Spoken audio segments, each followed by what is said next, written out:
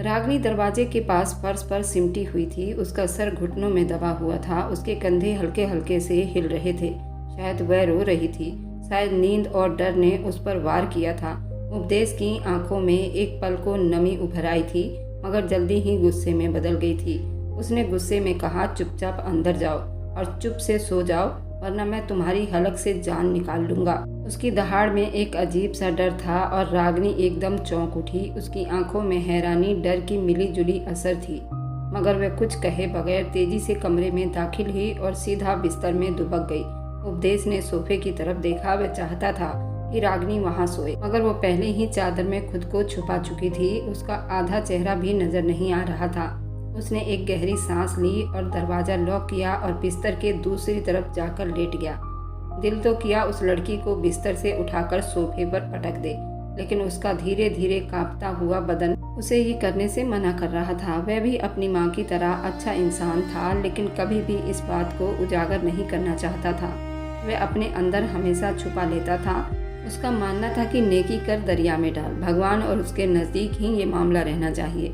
दुनिया को बताकर ना कभी कुछ हासिल हुआ है और ना कभी हासिल होगा, इसलिए वह चुप हो गया था अपने भगवान की मर्जी के लिए। कमरे में अब बिल्कुल चुप्पी छा गई थी। उपदेश जानता था ये सुकून बस एक जहर था और इस जहर से वह बचना चाहता था, लेकिन शायद अब मुमकिन नहीं था, क्योंकि वह लड़की कोई आम लड़की नहीं थी, बल्कि वह लड़की एक ऐसी आग थी जिसमें वह धीरे धीरे जलना शुरू हो चुका था। कमरे में गहरी चुप्पी छाई हुई थी। सिर्फ घड़ी की सुइयां चलने की मध्यम आवाज़ सुनाई दे रही थी। कुछ देर वह ऐसे ही लेटा रहा, लेकिन अब उसे बेचैनी होना शुरू हो गई थी। उसने बेचैनी से करवट ली, आंखों पर हाथ रखकर लाइट की रोशनी को रोक दिया। वह अंधेरे में सोने का आदी था। सिर्फ और सिर्फ कमरे में दूसरा जिस्म होने की वजह से वह लाइट ऑफ नहीं कर रहा था, लेकिन अब और ज़्यादा उससे बर्दाश्त नहीं हुआ। अंधेरे ने पूरे कमरे को अपनी लपेट में ले लिया, मगर अगले ही पल उसके सीने में किसी का नरम कांपता हुआ सांस महसूस हुआ। वह चौंक कर सीधा उठ बैठा।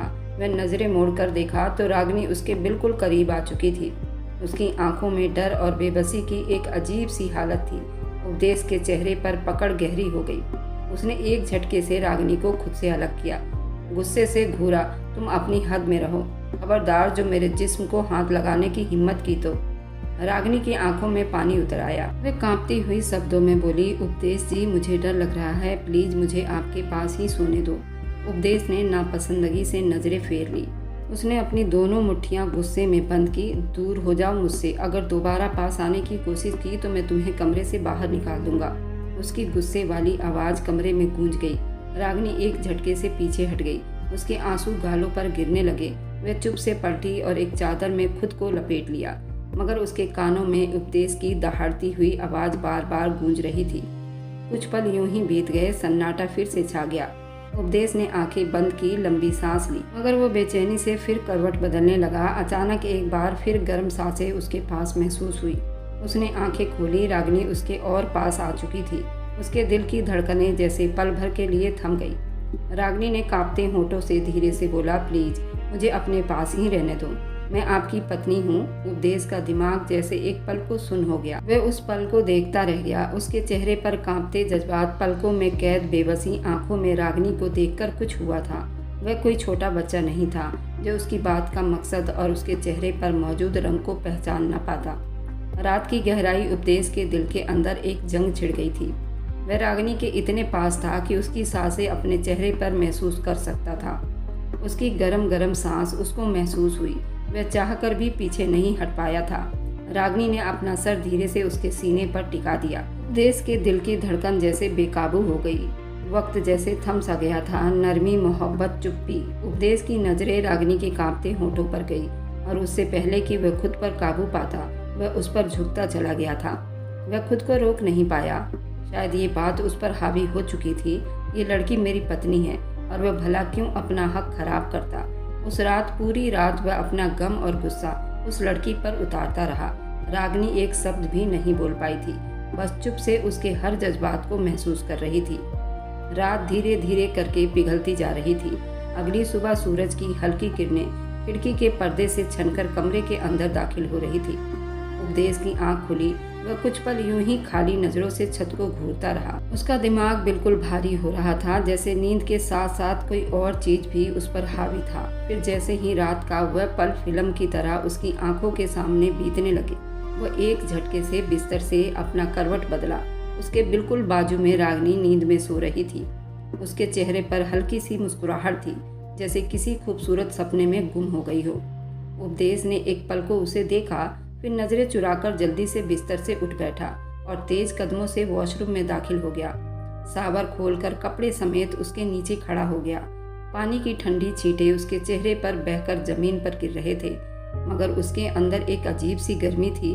वह आंखें बंद किए पानी की बूंदों को महसूस कर रहा था, जब अचानक वॉशरूम के दरवाजे पर हल्की सी किसी के आने की आहट हुई।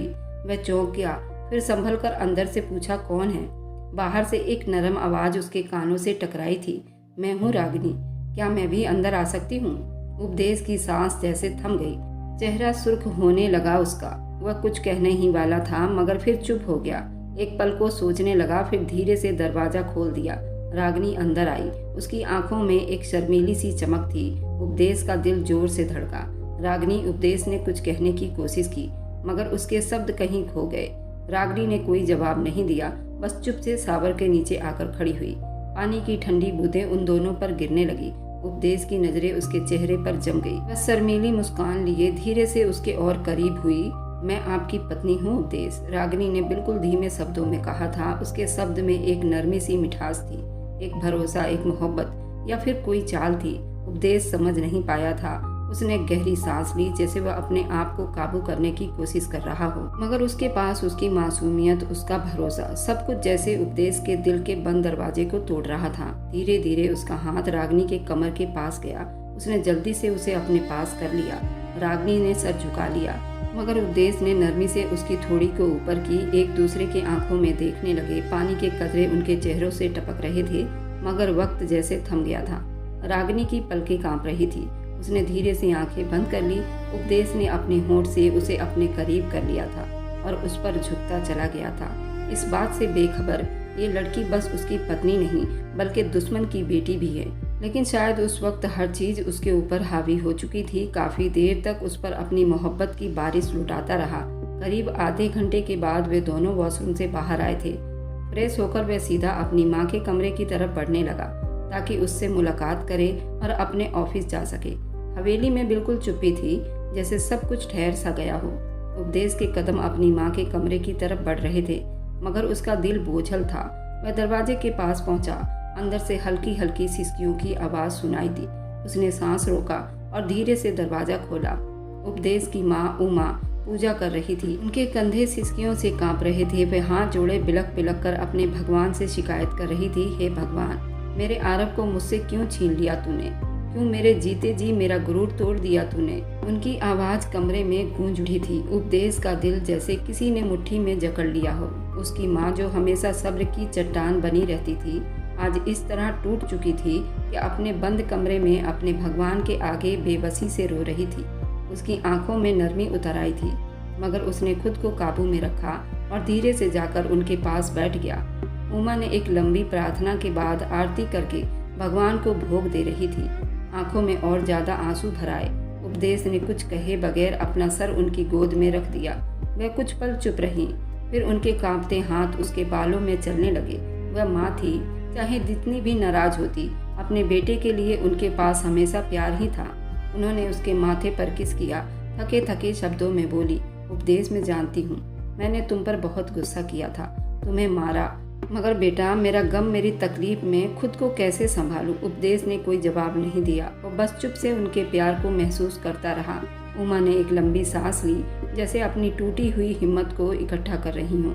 मैं ये नहीं कहती कि तुम उस लड़की पर तरस खाओ या तुम उसे सजा दो, क्योंकि उसकी वजह से मेरा आरव मुझसे छीन लिया गया। मगर वह पल भर को रुकी और उपदेश ने उनकी तरफ देखा। उनकी आंखों में एक माँ की बेबसी थी। मगर बेटा, इतना सजा मत दो कि तुम्हारा अपना जमीर तुम्हें कभी माफ ना कर सके। हाँ, उसे उसके गुनाहों का एहसास दिला दो, मगर इतना नहीं कि वह खुद को मार ले। मैंने तुम्हें जाहिल नहीं बनाया उपदेश, मैंने तुम्हें आरव की तरह नरम दिल बनाया था। उपदेश के दिल में एक दर्द सा उठा था। उसने गहरी सांस ली, और धीरे से अपनी माँ की गोद से सर उठाया। उनका हाथ थाम कर बोला, माँ प्लीज, आपको बिल्कुल भी नहीं रोना। आपका रोना मुझे बहुत तकलीफ देता है, मैं बर्दाश्त नहीं कर सकता। वह आरव की याद से उनको बाहर निकालना चाहता था। वह तो अपनी माँ से बेइंतहा मोहब्बत करता था। अगर एक बार वह इशारा कर देती तो न जाने वह रागिनी के साथ क्या कर गुजरता। फिर तो वह उस पर जुल्म का पहाड़ भी तोड़ देता। लेकिन रात के उस सीन के बाद उसका दिल अब बदल चुका था। एक अजीब सी गुदगुदी उसके अपने अंदर महसूस हो रही थी। आज से पहले उसने कभी ऐसा एहसास अपने आसपास महसूस नहीं किया था जैसा एहसास उसे अब महसूस हो रहा था। ये सुनते ही उमा के आंखों में और तेजी से आंसू बहने लगे। वह उपदेश के सीने से लग गई। मुझे आरव के बगैर रहा नहीं जा रहा उपदेश, मैं उसके बगैर कैसे जीऊंगी? वो मेरा बच्चा था, मैं कैसे उसे भूल जाऊंगी? उपदेश ने अपना बाजू उनके आसपास लपेट लिया। आज वो पहली बार बेबसी महसूस कर रहा था, एक ऐसे गम के सामने जिसका कोई हल नहीं था। उसने आंखें बंद कर ली, मगर अंदर ही अंदर वह खुद भी रो रहा था, एक माँ के दर्द को महसूस करते हुए जो शायद कभी कम नहीं हो सकता था। काफी देर तक उनके पास ही बैठा रहा, उनको समझाता रहा, शायद भगवान हमसे नाराज हो गए हैं और उनकी नाराजगी से हम लोग नहीं बच सकते। घर में इस बात की खबर मिली कि आरव इस दुनिया में नहीं रहा। ये बात पूरे घर को हिलाकर रख चुकी थी। पूरा परिवार बिखर गया था। जितनी चहल पहल वह घर में रखता था, ऐसा कोई इंसान नहीं था जो हवेली को रौनक लाता। बस एक वही इंसान था जो हर किसी को हंसता खेलता देखना चाहता था, हर चेहरे पर मुस्कुराहट बिखेरे रखता था। बाप के मरने के बाद उसने हमेशा अपना बाप उपदेश को ही महसूस किया था। माँ को तो हमेशा हथेली पर लिए रखता था, लेकिन अब सब कुछ बिखर गया था। उसका जाना हर एक की कमर तोड़ चुका था। वह एक गहरी सांस भरकर उठ खड़ा हुआ। उसके दिल में एक अजीब सी बेचैनी थी, जैसे अंदर कोई चीज टूट रही हो। उसने निगाहें नीचे की, दरवाजा खोला, बाहर कदम रखा, मगर जैसे ही दरवाजे के दहलीज पार की, बाहर आया वह ठिठक गया। सामने ही रागिनी खड़ी थी। उसकी आंखें सुर्ख थी, चेहरा बिल्कुल लाल था, मगर निगाहों में एक अजीब सा असर था, जैसे वह कुछ कहना चाहती हो मगर शब्दों में ना पिरो पा रही हो। उपदेश ने एक पल के लिए उसे देखा, फिर जैसे कुछ सोचते ही नज़रअंदाज करके तेज कदमों से आगे बढ़ गया। रागिनी ने उसकी चौड़ी पीठ पर एक गहरी निगाह डाली। उसकी चाल में एक अजीब सा रोब और दबदबा था, मगर आज शायद कुछ बोझल सा लग रहा था। वह उसे जाते देखती रही, यहाँ तक कि वह नजरों से ओझल हो गया। फिर धीरे धीरे उसके होंठ पर एक धीमी मुस्कुराहट उभरी, मगर वह मुस्कुराहट मासूम नहीं थी। वह मुंह मोड़कर दोबारा कमरे में दाखिल हुई। उमा उसे देखकर चुप से पूजा में बिजी हो गई और रुद्राक्ष की माला बिस्तर पर बैठकर गिनने लगी। उनके चेहरे पर कोई असर नहीं था, न गुस्सा न नरमी, बस एक दर्द छुपी हुई थी। रागिनी ने धीरे धीरे कदम बढ़ाए, उनके पास जाकर रुक गई। कुछ पल उन्होंने रागिनी को देखा, फिर कुछ कह ना सकी, जैसे उनके शब्द कहीं खो गए हों। मगर फिर एकदम उनके सामने हाथ जोड़कर बोली, माँ जी मुझे माफ़ कर दो। मैंने जो कुछ किया उससे मैं शर्मिंदा हूँ। मैं सच में बहुत दर्द महसूस कर रही हूँ, लेकिन बेकसूर हूँ। जो कुछ किया है मेरे मंगेतर ने किया था, मैंने कुछ नहीं किया। उमा ने कोई जवाब नहीं दिया, बस अपनी माला जाप करने में बिजी थी। उनके चुप चेहरे पर ना कोई गुस्सा था, ना कोई नरमी, जैसे वह किसी परीक्षा में पड़ गई हों। रागिनी ने एक नज़र उनके चेहरे पर डाला, फिर धीमे शब्दों में बोली, मैं आपके लिए चाय बनाकर लाती हूँ। चाय पीकर आप बहुत अच्छा महसूस करोगी। आपकी दिन भर की थकान पल भर में दूर हो जाएगा। उमा ने कुछ न कहा, फिर थोड़ी सी आवाज़ उनके होंठों से निकली, हाँ बना दो। शायद वह उसकी माफ़ी और उसकी बातों से पिघल गई थी। वैसे भी वह एक धार्मिक औरत थी। किसी की बात को वह इस तरह नज़रअंदाज करके उसका दिल नहीं दुखाना चाहती थी। रागिनी के होंठों पर एक बार फिर धीमी सी मुस्कुराहट उभरी, मगर इस बार उसकी आंखों में कुछ और भी था, जैसे कोई ख्याल अंदर ही अंदर पिघल रहा हो। वह धीरे धीरे कदमों से किचन की तरफ बढ़ी। किचन में दो नौकरानी काम में बिजी थी, मगर उसे देखते ही वह जल्दी सीधी हो गई। रागिनी ने उन पर एक तीखी नज़र डाली। उसने नरम मगर सख्त शब्दों में कहा, तुम लोग बाहर जाओ, मैं खुद चाय बना लूंगी। नौकरानी ने एक दूसरे को देखा, मगर किसी ने कुछ न बोला। जो लड़की गुलामी में आई, लेकिन उपदेश के साथ उसकी शादी हुई थी। अपने पति के कमरे में वह रह सकती थी, इसका मतलब था उन सब पर उनकी इज्जत करना बहुत जरूरी था, वरना गुलामी में आई हुई औरतें एक भेड़ बकरी से भी बहुत बुरी हालत में होती हैं। सर हाँ में हिलाकर किचन से बाहर चली गई। जैसे ही दरवाजा बंद हुआ, रागिनी ने एक गहरी सांस ली और खुद चाय बनाने में बिजी हो गई। चाय का पानी उबलने लगा, उसकी खुशबू हवा में फैल गई। रागिनी ने एक कप में चाय लिया, फिर धीरे से अपने दुपट्टे के पल्लू से बंधी हुई छोटी सी गोली निकालकर उसकी नज़रों में एक अजीब सी चमक उभरी। वह धीरे से गोली को चाय में डाल गई थी, जैसे कोई आम चीज हो। चाय में गोली घुलते ही एक पल के लिए उसके होंठों पर एक फिर से मुस्कुराहट उभरी। वह कप उठाए हवेली के दरवाजे से वापस जा रही थी, मगर उसकी चाल में अब वो नरमी नहीं थी जो कुछ पल पहले थी। अब वह कदम कुछ ज्यादा मजबूत और भरोसे वाली लग रही थी, जैसे किसी फैसले पर वो अब हावी हो चुकी हो। वह कोई और नहीं बल्कि रागिनी थी, जिसे ना कभी झुकना सीखा था और ना वह आगे झुकने का इरादा रखती थी। जो भी लोग उसके रास्ते में आने की कोशिश करने वाले थे, उन सबको वह रास्ते से हटा देना चाहती थी, और इस बात का मंसूबा वह अपने घर से ही बना कर आई थी। रागिनी चाय का कप हाथ में लिए धीरे धीरे चलती हुई कमरे में दाखिल हुई। उमा अभी भी अपने माला जाप करने में बिजी थी। उनके चेहरे पर थकन के असर साफ दिखाई दे रहे थे। रागिनी मुस्कुराते हुए चाय का कप उनकी तरफ बढ़ाया। माँ, ये चाय पी लीजिए, आपको थोड़ा आराम मिलेगा। उमा ने एक नज़र कप पर डाली, फिर निगाहें मोड़कर धीमे शब्दों में बोली, यहीं रख दो, बाद में पी लूंगी। रागिनी ने एक पल के लिए अपने हाथ में कप की गर्मी को महसूस किया, फिर एक अजीब सी परेशानी के साथ उनके पास ही बैठी। माँ प्लीज, आपको आराम की ज़रूरत है, बस थोड़ा सा चाय पी लो, आपको अच्छा महसूस होगा। उमा ने नापसंदगी से उसकी तरफ देखा, जैसे वह जबरदस्ती करने पर तैयार हो। नहीं, अभी नहीं। मगर रागिनी पीछे हटने वाली नहीं थी। उसने बहुत कहा, मम्मी जी चाय पी लो। उनके हाथ में चाय का कप थमा दिया। प्लीज माँ, ये चाय पी लो, मैं आपके लिए लाई हूँ, आपके आराम के लिए। बस एक बार पीकर तो देखो, आपको अच्छा लगेगा।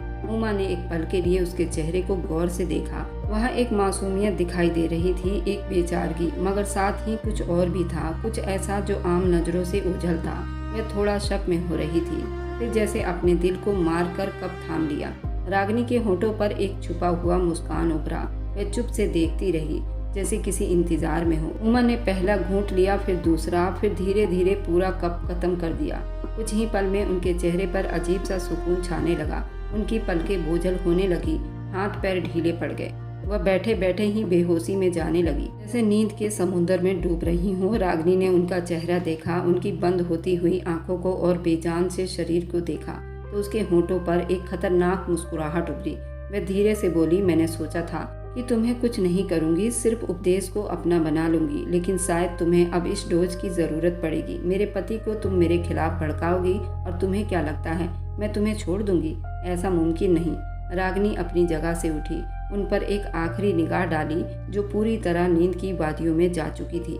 वह धीरे धीरे कमरे से निकल आई। दरवाजा बंद करते हुए उसके चेहरे पर बड़ा सुकून उभरा। मुस्कुराहट आया, एक ऐसी मुस्कुराहट जो इस खेल का दूसरा वार था। वह अपने जीत का ऐलान कर रही थी।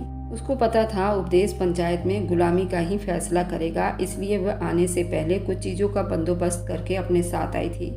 मिसाल के तौर पर ये नींद की गोलियां जो उसने अपनी सास को देने के लिए ही रखा था। बस शर्त ये थी, ये औरत उसके साथ अच्छा व्यवहार करे। लेकिन उमा एक माँ थी, रागिनी को उससे कभी भी खतरा हो सकता था। उपदेश को हासिल करना कोई मुश्किल काम नहीं था। इस काम में तो वह बहुत माहिर थी, लेकिन शायद इस बात से बिल्कुल बेखबर थी कि जिस आदमी पर वह हाथ डाल रही थी वह कोई मामूली नहीं, बल्कि आने वाले वक्त का एक अच्छा खिलाड़ी साबित होने वाला था। पूरा दिन मामूली के हिसाब से बीत गया था। उपदेश रात के साय में थका हारा हुआ घर में दाखिल हुआ। उसके कदमों में अजीब सा भारीपन था, जैसे दिन भर की थकान उसके जिस्म पर छा गई हो। मगर जैसे ही वह अपनी माँ के कमरे में पहुंचा और उन्हें गहरी नींद में पाया, दिल में एक सुकून महसूस हुआ था। कुछ पल उन्हें देखता रहा, फिर धीरे से दरवाज़ा बंद करके अपने कमरे की तरफ बढ़ गया ताकि कुछ देर आराम कर सके। जैसे ही उसने दरवाज़ा खोला, एक अलग ही मंजर उसके सामने था। उसका कमरा मध्यम रोशनी में डूबा हुआ था। वहाँ हल्की सी खुशबू बिखरी हुई थी। बेड पर ताज़ा गुलाब की पत्तियां बिखरी हुई थी, और उसके अंदर वह क्रीम कलर की नाइटी में सजी सवरी खूबसूरत रागिनी जो किसी सपने की तरह हसीन लग रही थी। वह धीरे धीरे चलती हुई उसके पास आई, नजरें झुकाकर, चेहरे पर एक हया भरी मुस्कान। उपदेश एक पल के लिए बिल्कुल सुन्न रह गया था, जैसे वक्त थम गया हो। फिर जब उसके पास आई, अपनी नाजुक बाहें उसके पास कर दिया, वह बिल्कुल सुन्न होकर देखने लगा। हल्की सांस लेकर रह गया। उपदेश, आपके बगैर दिन काटना बहुत मुश्किल था, उसने धीरे से कहा, फिर अपने बालों को पीछे झटक कर उपदेश के माथे को चूम लिया। उपदेश ने नरमी से उसे थामा, उसके गाल की सुर्खी को देखा, उसके पलकों की सरसराहट को महसूस किया। वह उसे धीरे से सोफे पर ले आई और खुद भी पास बैठ गई। मुझे नहीं मालूम था कि मोहब्बत का इंतजार इतना मुश्किल होगा। हर पल बस आपका ख्याल, हर सांस में आपकी खुशबू, हर पल आपकी कमी महसूस हो रही थी। वह धीरे धीरे बोल रही थी, जैसे शब्दों से नहीं, अपने जज्बात से उसके दिल पर दस्तक दे रही हो। उपदेश के चेहरे पर नरमी सी मुस्कुराहट आई। तुम्हें सच में मेरी इतनी याद आई? वो बेकाबू होकर पूछ बैठा। रागिनी ने शरारत से मुस्कुराते हुए सर झुका लिया। याद से भी ज्यादा। मैं तो जैसे आपके बगैर रह नहीं पाई। आपके पास आना मुझे पागल कर चुका है। वह धीरे से उसके पास हुई, उसके आंखों में झांका, जैसे वहाँ कोई सपना देख रही हो। उसके नरम हाथों से उपदेश की उंगलियां थाम ली और फिर वो मध्यम आवाज में बोली, मैंने हर पल बस यही सोचा, कब आप वापस आओगे, कब मैं आपके पास रहूंगी, कब आप मुझे अपनी मोहब्बत में समेट लोगे। ये कहते हुए उसकी पलकें झुक गई थी। चेहरे पर खूबसूरत मुस्कुराहट बिखरी हुई थी। उपदेश की निगाहें उसके चेहरे पर टिक गई थी। कुछ था उसकी आंखों में, एक ऐसा एहसास जिसे वह नजरअंदाज नहीं कर सका था। उसकी सांसें धीरे धीरे गहरी होने लगी। रागिनी के होंठों पर एक नरम सी मुस्कुराहट थी। उसने धीरे से अपना सर उसके कंधे पर रख दिया। उपदेश जी, मुझे अपने पास कर लो, मुझे आपकी मोहब्बत चाहिए, सिर्फ आपकी। उपदेश ने एक पल के लिए आंखें मूंद ली, जैसे कोई फैसला कर रहा हो। फिर धीरे से झुककर उसके जिस्म को अपने काबू में कर लिया। रागिनी ने भी खुद को उसकी मोहब्बत के हवाले कर दिया। वे पल, जज्बात, एहसास सब एक चुप्पी गवाह बनकर उसके कमरे की हवाओं में बिखरते चले गए थे। इस बात से बेखबर, बस कुछ दिन बाद ही एक ऐसा राज सबके सामने आने वाला था जिससे हर एक आदमी अनजान था। 2 हफ्ते बीत चुके थे। वक्त का पहिया धीरे धीरे आगे बढ़ रहा था, मगर उन दिनों में सब कुछ बदल चुका था। उपदेश, जो रागिनी को अपनी नज़रों में सिर्फ नफरत और गुस्से की आग में झुलसता देखता था, अब धीरे धीरे एक और जज्बे की पकड़ में आ रहा था। रागिनी अब उसकी जिंदगी का एक हिस्सा बन चुकी थी, जिसे वह आसानी से नज़रअंदाज नहीं कर सकता था। मगर उन 2 हफ्तों में जो सबसे बड़ा बदलाव आया था, वह उमा का हर दिन कमज़ोर पड़ता शरीर। रागिनी अभी भी हर दिन उनके लिए चाय बनाती थी और उसमें वही नींद की गोलियां मिलाकर उन्हें सुला देती थी। उपदेश को महसूस हो रहा था, वह कई दिनों से अपनी माँ से ढंग से बात भी नहीं कर पाया था। हर बार जब उनके पास जाता, वह नींद में डूबी होती। गहरी थकन उनके चेहरे पर दिखाई देता, मगर उसके दिमाग में ये बात जकड़ने लगे। पहले ही रागिनी की मोहब्बत ने उसके ख्याल को जकड़ लिया था। इधर रागिनी, जो अब उपदेश की पूरी तरह ध्यान बन चुकी थी, उसके दिल में एक और कसक बाकी थी, पवन की कमी। पवन वह आदमी जिसकी मोहब्बत में वह सालों से तड़प रही थी, जिसके बगैर वह एक पल भी जीना उसके लिए मुश्किल था। आज एकदम से उसके दिल में पवन की याद उभर आई थी। उसका दिल बेकरार हो गया था, जिसे कभी न पूरी होने वाली कहानी दोहराई जा रही हो। वह बेताबी से घर के आंगन में रखे हुए फोन तक पहुंची। इस बात से बेखबर कि कोई है जो उसके इंतजार में बैठा है। हाथ कांप रहे थे, मगर दिल की जिद सब पर भारी थी। उसने धड़कते दिल के साथ नंबर मिलाया। दूसरे ही बैल पर फोन उठा लिया गया। हेलो। पवन की भारी मगर गम में डूबी हुई आवाज सुनकर उसके होंठों पर एक नमी सी मुस्कुराहट आई। पवन, उसने बेताबी से कहा, जैसे कई दिनों की चुप्पी आज टूटने को थी। रागिनी, तुमने इस वक्त कॉल क्यों की? सब ठीक है ना? पवन की आवाज में फिक्र दिखाई दे रही थी, लेकिन अब आवाज हल्की सी धीमी हो गई थी। ऐसा लग रहा था जैसे फोन का रिसीवर कहीं और भी उठाया गया हो। मुझे तुमसे मिलना है पवन, उसने धीरे से कहा था, मगर होठों पर विनती दिखाई दे रही थी। रागिनी, तुम्हें पता है ये मुमकिन नहीं। अब तुम उपदेश की पत्नी हो, तुम्हारा इस तरह मुझसे मिलना अच्छा नहीं रहेगा। मुझे किसी चीज़ की परवाह नहीं पवन, मैं तुम्हारे बगैर नहीं रह पा रही। मुझे तुमसे मिलना है, बस एक बार प्लीज। उसके शब्द में बेबसी थी, आंखें नम होने लगी। रागिनी, ये मत करो, अगर किसी ने देख लिया। पवन, अगर तुमने मना किया तो मैं मर जाऊंगी। मेरी सांसें घुट रही है यहाँ, मैं तुम्हारे बगैर नहीं रह सकती। बस एक बार तुम फिर से उपदेश के बाग में आ जाओ, जहाँ मैं आरव से मिला करती थी। पवन ने एक गहरी सांस ली। एक पल के लिए बिल्कुल चुप हो गया था। रागिनी की धड़कनें तेज हो रही थी, जैसे उसके हर पल के फैसले पर उसकी पूरी जिंदगी का दारो मदार हो। ठीक है, मैं आ जाऊंगा, पवन ने धीरे से कहा। रागिनी की सांसें चालू हो गई, होठों पर मुस्कुराहट आ गई। मैं तुम्हारा इंतजार करूंगी, उसने धीरे से कहा और फोन रख दिया। और एक और रिसीवर कहीं और रखा गया था, और वह कहीं और नहीं बल्कि उपदेश के ऑफिस में मौजूद उपदेश ने रखा था। उस दिन का उसे बेसब्री से इंतजार था। आज भी सच सामने आना था। आज उस लड़की का पूरा सच उपदेश के सामने खुलकर आ जाता, ताकि मालूम कर सके वह चाहती क्या है।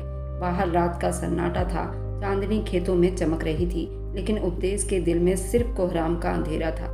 हल्की हल्की फसलों की सरसराहट, एक सरसरी आवाज आ रही थी। रागनी दबे कदमों से सावधान नजरों से हवेली से निकली थी। रास्ते में कई बार रुककर पीछे देखा, कहीं कोई उसका पीछा तो नहीं कर रहा। जब तसल्ली हो गई सब ठीक है, तभी आगे बढ़ने की हिम्मत हुई। दिल की धड़कनें बेकाबू थी, मगर चेहरे पर एक अजीब सी मुस्कुराहट बिखर रही थी। जैसे ही वो उपदेश के बाग के सामने एक बरगद का पेड़ के पास पवन खड़ा था, जब उसे देखते ही तेज कदमों से उसके पास पहुंची। पवन ने उसे एक नज़र देखा, मगर वह किसी और ही दुनिया में थी। मुझे यकीन नहीं आ रहा पवन, हम एक बार फिर मिल रहे हैं, उसने खुशी से कहा। पवन ने उसे गौर से देखा, आंखों में शक, हैरानी का मिला जुला असर दिखाई दे रहा था। ऐसे कैसे उपदेश तुम्हारे झांसे में आ गया? मुझे तो यकीन नहीं आ रहा। वह तो किसी को माफ़ नहीं करता, फिर तुम्हें कैसे कर दिया? वह भी हैरानी की मिली जुली असर में बोली। रागिनी के होठों पर चालाकी सी मुस्कुराहट आ गई। हंसी दबाकर आंखों में मक्कारी समेट कर बोली, जब खूबसूरती का जादू चलाया जाए तो हर आदमी आसानी से मुट्ठी में आ जाता है। देखा नहीं मैंने कैसे आरब को अपने पीछे दीवाना कर रखा था, और वो मेरे हर इशारे पर नाचता था। और ये तो उसका बड़ा भाई है, मुझे तो लगता है कि वह उससे भी ज़्यादा पागल है। अब देखना, उसकी माँ को तो मैं नींद की गोलियाँ दे देकर ख़त्म कर दूंगी, और कुछ दिन बाद बारी उपदेश की आ जाएगी। सारा पैसा, सारी जायदाद मेरे हाथ में होगी। और फिर वो पवन की आंखों में झाँक कर बोली, फिर हम दोनों शादी कर लेंगे। पवन चुप था, चेहरे पर नापसंदगी के असर उभरने लगे थे, क्योंकि आज वह जल्दबाजी में सच बोल चुकी थी, जो इससे पहले पवन को बेवकूफ़ बना रही थी। आरव उसके पीछे था। आरव और पवन दोनों बहुत अच्छे दोस्त थे। उन दोनों में रागिनी ने इस तरह नफरत डाल दी थी। वह कहती थी कि आरव मेरे पीछे पड़ा है और पवन से वो बेहद मोहब्बत करती है। इसी मोहब्बत के जाल में उसने आरव को मौत के घाट उतार दिया था। पवन एक अच्छा लड़का था, जिसे जिंदगी में एक ऐसी औरत की चाहत थी जो एक अच्छी किरदार की औरत हो। उसका दिल अब रागिनी से खट्टा हो चुका था। रागिनी ने एक पल के लिए इधर उधर देखा, फिर जहर उगलना शुरू किया। मैं उपदेश को भी अपने रास्ते से हटा दूंगी, जिस तरह पवन को हटाया था। जिस तरह मैंने आरव पर गोली चलाई थी, इसी तरह उपदेश पर भी चला दूंगी। ये कहते हुए उसकी आंखों में एक डर चमक रही थी, जैसे एक जीत का जश्न मना रही हो। मगर अगले ही पल उसका बाजू किसी ने जोर से थामा था। एक झटके से वह सीधी हुई और एक सन्नाटेदार थप्पड़ की आवाज हवा में गूंजी। उसका चेहरा एक तरफ मुड़ गया, आंखों के सामने तारे नाच गए। उपदेश धीरे से बड़बड़ाया। उपदेश की आंखों में अंगारे दहक रहे थे। तुम कितनी गिरी हुई औरत हो रागिनी। उसकी आवाज जहर में डूबी हुई थी। मैं तुमसे मोहब्बत करने लगा था, मगर तुम इस काबिल ही नहीं थी। मैंने तुम्हें अपना समझना शुरू कर दिया था, मगर तुम तो एक घटिया औरत निकली। रागिनी ने जल्दी से कुछ कहने की कोशिश की, मगर उपदेश ने हाथ उठाकर उसे रोक दिया। चुप रहो, तुम जैसी औरत के मुंह से मैं एक शब्द भी नहीं सुनना चाहता। उसने गहरी सांस ली, जैसे दिल में जलती नफरत को कंट्रोल कर रहा हो। फिर ठंडे शब्दों में बोला, रागिनी अब तुम सारे मोहब्बत के जाल उस काल कोठरी में जाकर पूरा करना, क्योंकि मैं अपने हाथ तुम्हारे गंदे खून से रंगना नहीं चाहता। और रागिनी के कानों में ये आवाज़ गई। आंखों में हैरानी, बेबसी के रंग उतरने लगे। इस वक्त वहाँ पर पुलिस, दरोगा, सभी लोग वहाँ इकट्ठे हो गए। पवन और रागिनी को एक बार फिर पंचायत में लाया गया, जहाँ पवन को तो जुर्माना देकर छोड़ दिया गया, क्योंकि पवन भी उसके धोखे में आ चुका था। और रागिनी को काल कोठरी में भेज दिया गया, जहाँ उसके गुनाहों की कोई माफ़ी नहीं थी। रागिनी ने पवन की तरफ देखा, उम्मीद भरी नज़रों से, शायद पवन उसे बचा ले। पंचायत में उसका सारा राज खोल चुका था, कैसे पवन और आरव के बीच नफरत डाली थी। पंचायत ने पवन से जुर्माना लेकर छोड़ दिया था, क्योंकि पवन अपने माँ बाप का इकलौता सहारा था। लेकिन रागिनी के मोहब्बत में वह अपने दोस्त का भी दुश्मन बन बैठा था। पवन ने उपदेश से माफ़ी मांगी, कहा कि अगर तुम एक कातिल के प्यार में डूब रहे थे तो फिर बताओ मेरा क्या हाल किया होगा इसने। ये कहती थी कि आरव मेरे पीछे पड़ा हुआ है, मैं आरव को पसंद नहीं करती। आरव उसको पूरे दिल और जान से चाहता था। आरव को ये कहती थी दिन है तो वह कहता दिन है, और आरव को कहती रात है तो वह कहता रात है। फिर इतने प्यार करने वाले आदमी को इसने मौत के घाट उतार दिया। ये काल कोठरी के लायक है, ये किसी के दिल में रहने लायक नहीं। सभी पंचायत वालों ने उसको पुलिस के हवाले कर दिया। दरोगा ने उसे काल कोठरी में भेज दिया। और मेरी वीडियो आप लोग जहाँ कहीं से भी देखते हैं, कमेंट में अपने शहर और राज्य का नाम ज़रूर बताइए। मुझे आप लोगों के कमेंट पढ़ने में बहुत आनंद आता है, और उन सभी का मैं बहुत बहुत धन्यवाद करना चाहती हूँ, जो लोग मेरी वीडियो को देखते हैं, लाइक करते हैं और शेयर करते हैं। अगर आपको आज की कहानी पसंद आई है तो वीडियो को ज़रूर लाइक कीजिएगा और अपने दोस्तों के साथ शेयर भी कीजिएगा। और हाँ, अगर आपने अभी तक हमारे चैनल को सब्सक्राइब नहीं किया है तो ज़रूर सब्सक्राइब कर लीजिए। मिलते हैं हम अपनी कल की एक और नई दिलचस्प कहानी के साथ। मुझ पर सदा अपना प्यार और स्नेह बनाए रखें। सभी को मेरा प्यार भरा नमस्कार दोस्तों। खुश रहें, स्वस्थ रहें, मस्त रहें।